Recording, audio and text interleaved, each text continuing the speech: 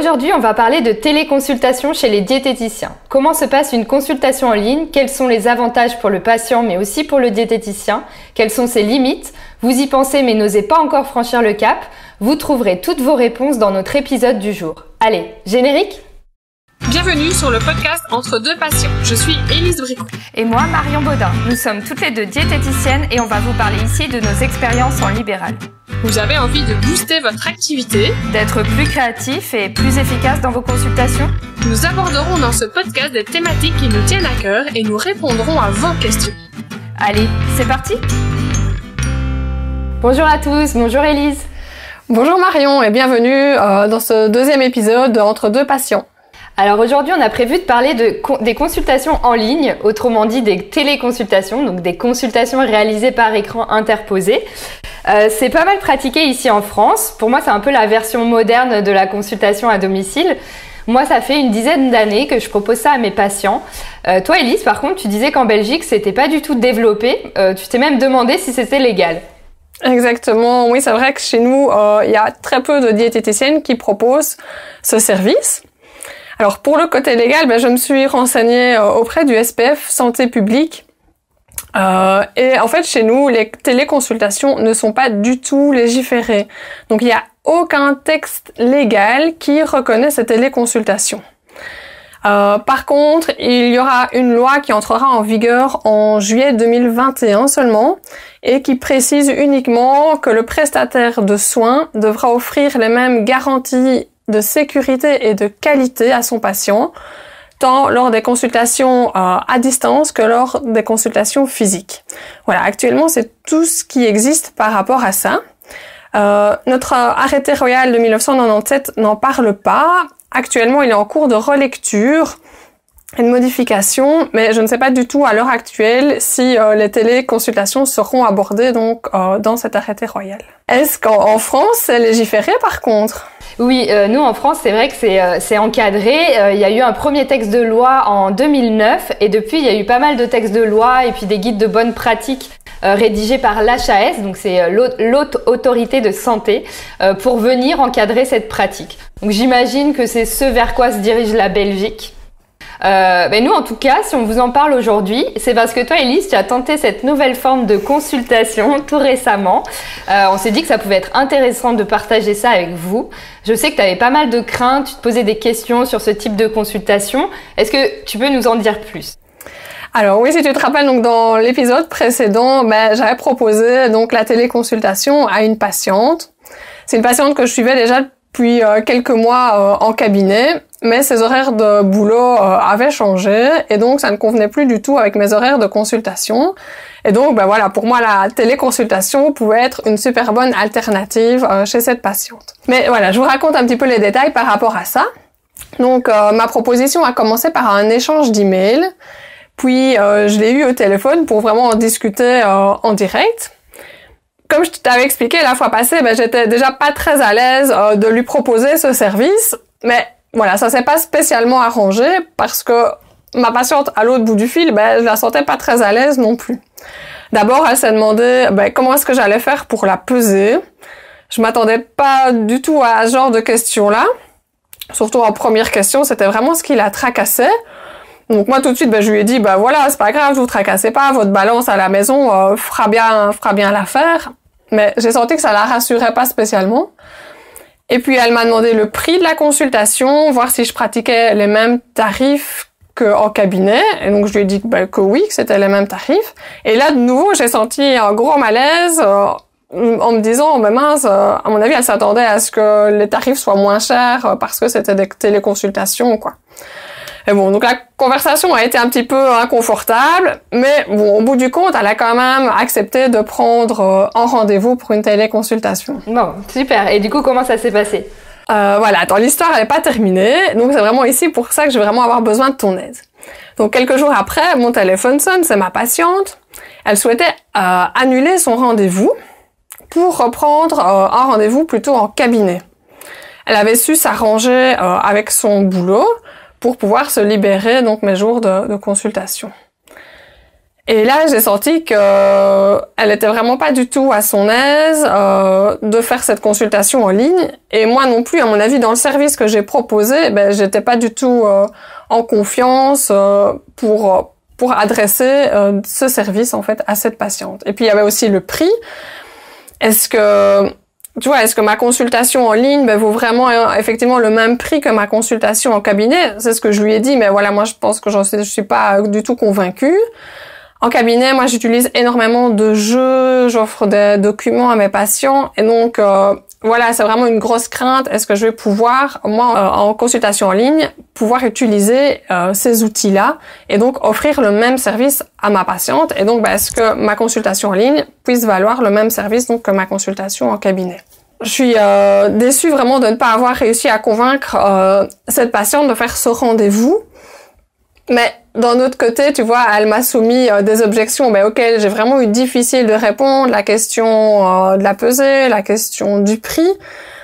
Je te cache pas que ça m'a vraiment refroidi dans cette démarche d'essayer de proposer des consultations à mes patients et donc de tester ce genre de service en parallèle à mes consultations en cabinet. Ouais, je comprends. C'est vrai que c'est pas très agréable comme première expérience.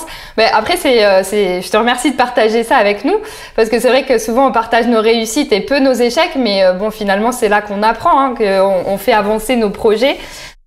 Des nouvelles choses. Après, il faut faire des ajustements pour mettre ça en place. Moi, quand j'ai fait mes premières consultations en ligne, j'étais pas du tout à l'aise avec ça.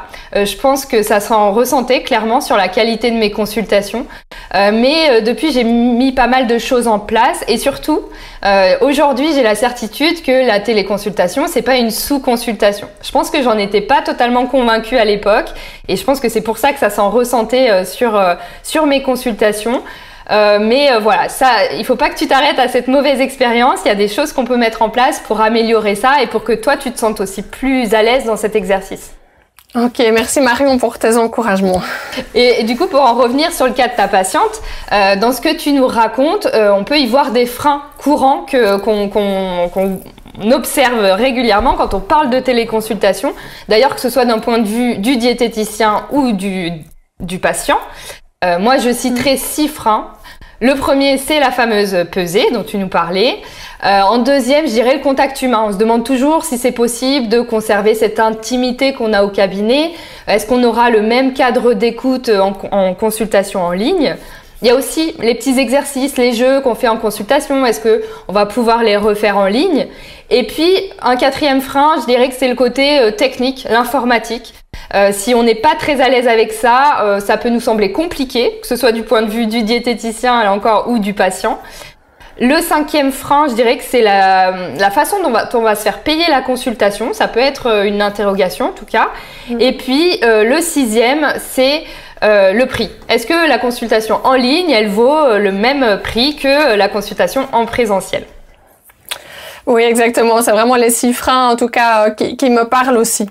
Ce que je te propose, Marion, c'est qu'on passe toutes ces objections en revue, pour que tu puisses nous donner donc des astuces pour bien démarrer ces consultations en ligne.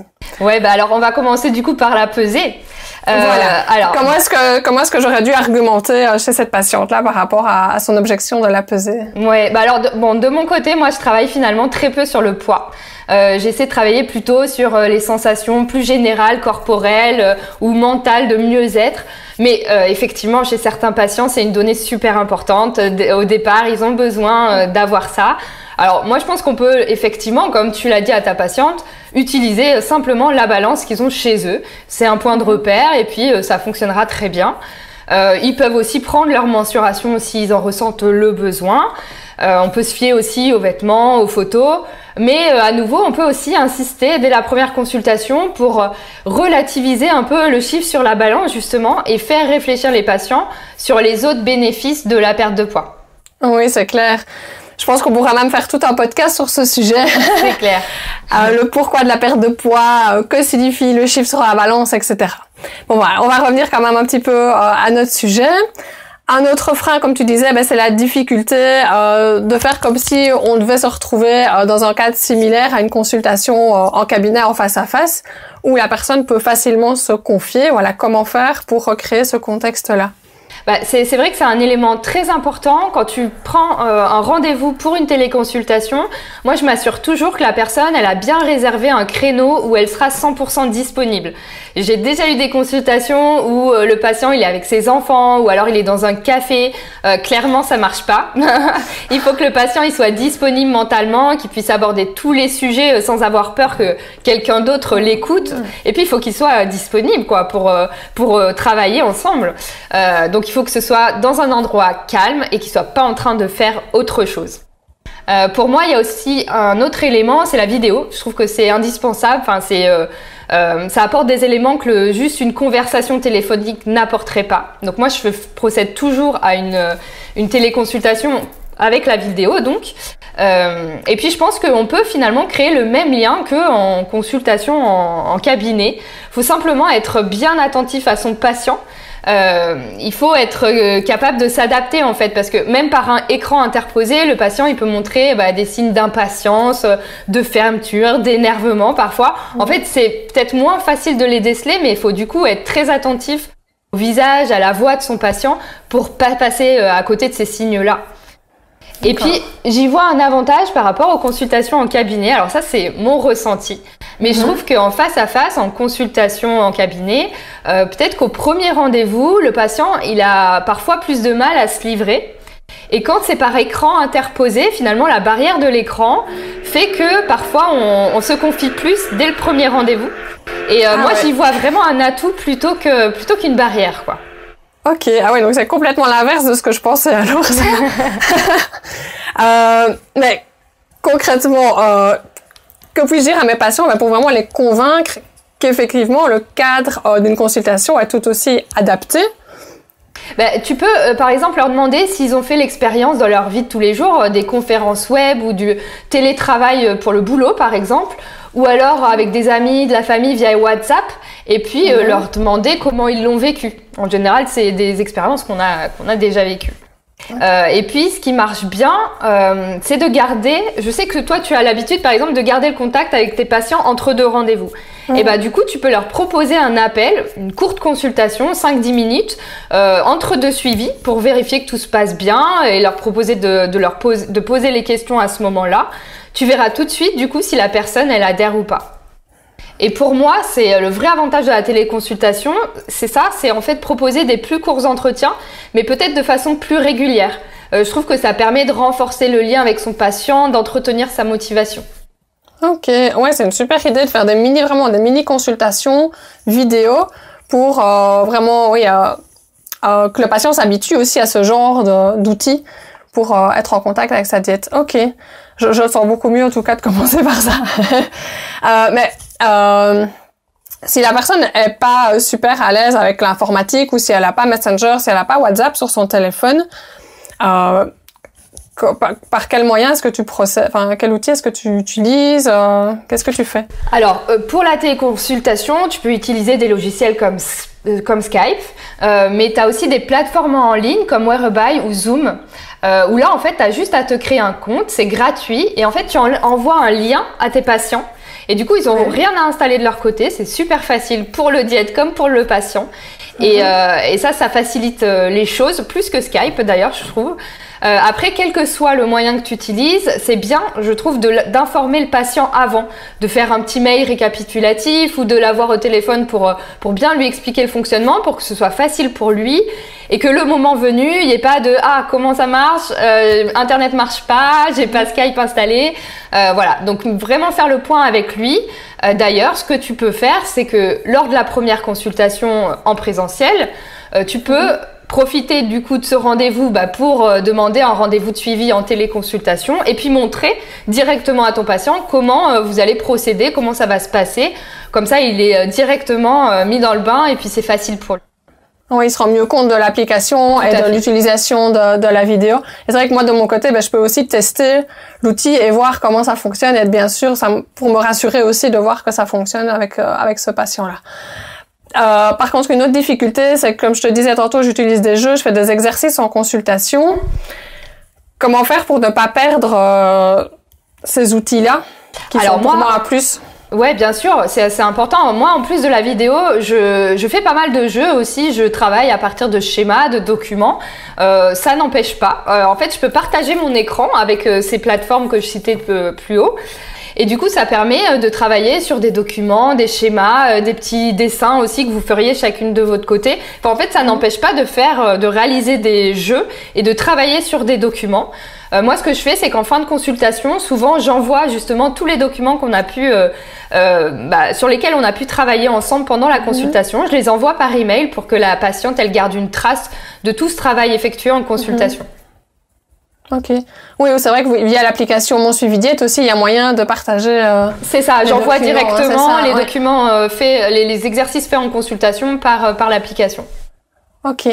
Par exemple, ici j'ai une idée. J'ai un jeu, moi, avec une trentaine d'images et je demande à mon patient de classer ces images-là en fonction de leur teneur en matière grasse. C'est vrai que je pourrais partager mon écran, montrer ces images-là, quitte à les numéroter. Et alors lui, de son côté, peut faire l'exercice avec le numéro, par exemple, des images. Oui, par exemple. Ça pourrait fonctionner. Ça peut fonctionner complètement. Super. Par contre, autre chose, si la personne... voilà, on a fixé le rendez-vous à telle heure et la personne a un souci d'internet, un souci avec son téléphone ou que sais-je, et la personne n'arrive pas à se connecter. Comment ça se passe? Et ouais, alors comme pour les personnes qui viennent pas en consultation au cabinet, tu peux avoir des rendez-vous ratés. Alors pour les problèmes de connexion, en général, on finit toujours quand même par trouver une solution. Soit on refixe un rendez-vous. Enfin, moi je procède vraiment au cas par cas, mais en général, je reporte le rendez-vous si on n'a pas trouvé de solution dans la demi-heure. J'ai jamais eu vraiment à rembourser complètement une téléconsultation parce qu'on trouvait pas de solution et qu'on n'arrivait pas à se joindre. En général, on trouve toujours une solution. Ok, super. Mais par rapport au paiement, tu vois, en consultation classique, la personne paye après son rendez-vous.